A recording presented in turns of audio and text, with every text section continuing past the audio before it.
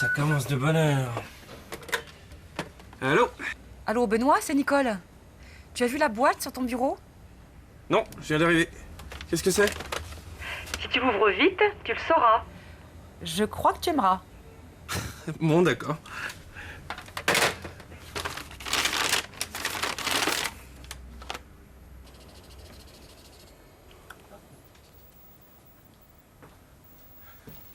Un téléphone portable? Mais en quel honneur?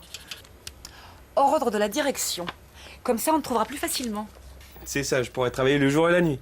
Tu oublies le samedi et le dimanche? Tu sais t'en servir? J'apprendrai. Très bien. Richard vient de téléphoner, il est malade. Il ne pourra pas s'occuper des urbanistes brésiliens. Tu iras à sa place et tu leur feras visiter la Défense. D'accord, mais je connais rien à la défense, moi. Voici la documentation. Non, tu la liras pendant le trajet. C'est une mission de confiance. Notre visiteur est Monsieur Costa. C'est le directeur de l'Institut d'urbanisme du Brésil. Il est venu avec 2 de ses meilleurs étudiants. Tu as rendez-vous avec eux à 10h30 sur le parvis de la Défense, à côté des personnages de Miro. C'est la plus grande sculpture du parvis. Elle est rouge, jaune et bleue. Tu peux pas la rater.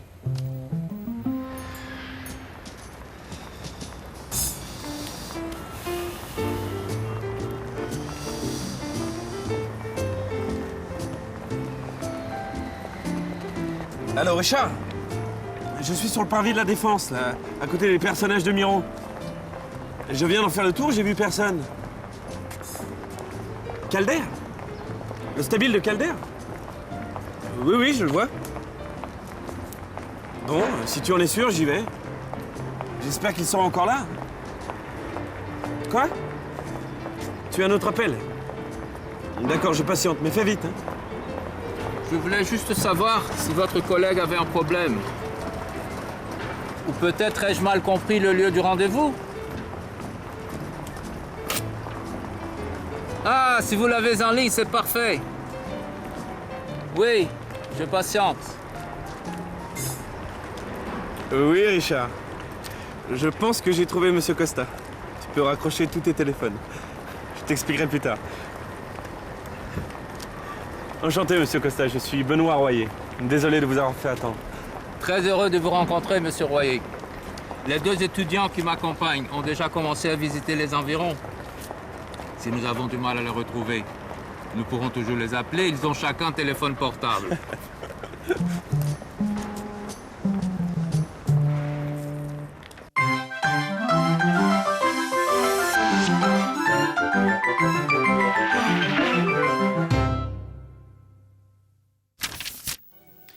Bonjour. Aujourd'hui, nous allons parler des cas d'emploi du futur. Il sert à annoncer des événements probables. Comme ça, on te trouvera plus facilement. J'apprendrai. On peut aussi donner des directives au futur. Tu iras à sa place et tu leur feras visiter la Défense.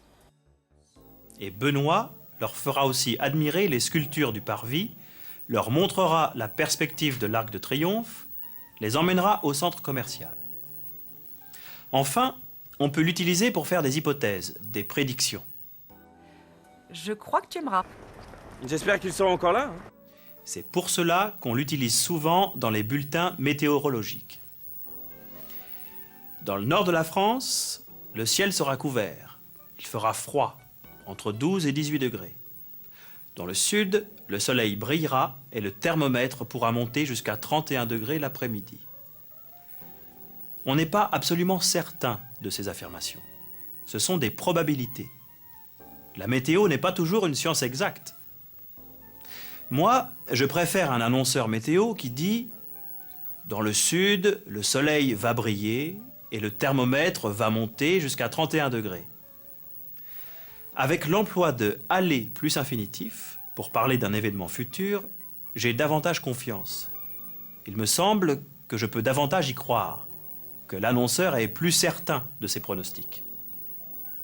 Avec le futur simple, on reste dans le domaine de la simple probabilité. Aller plus infinitif, qu'on appelle le futur proche ou futur d'intention, fait imaginer l'événement plus proche. montre que celui qui parle croit à sa réalisation. Vous voulez parler français? Vous allez y arriver. À bientôt.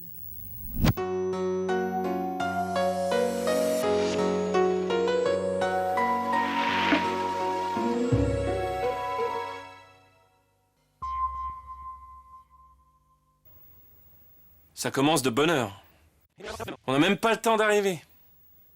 Qu'est-ce qui se passe aujourd'hui? Et moi qui me croyais en avance?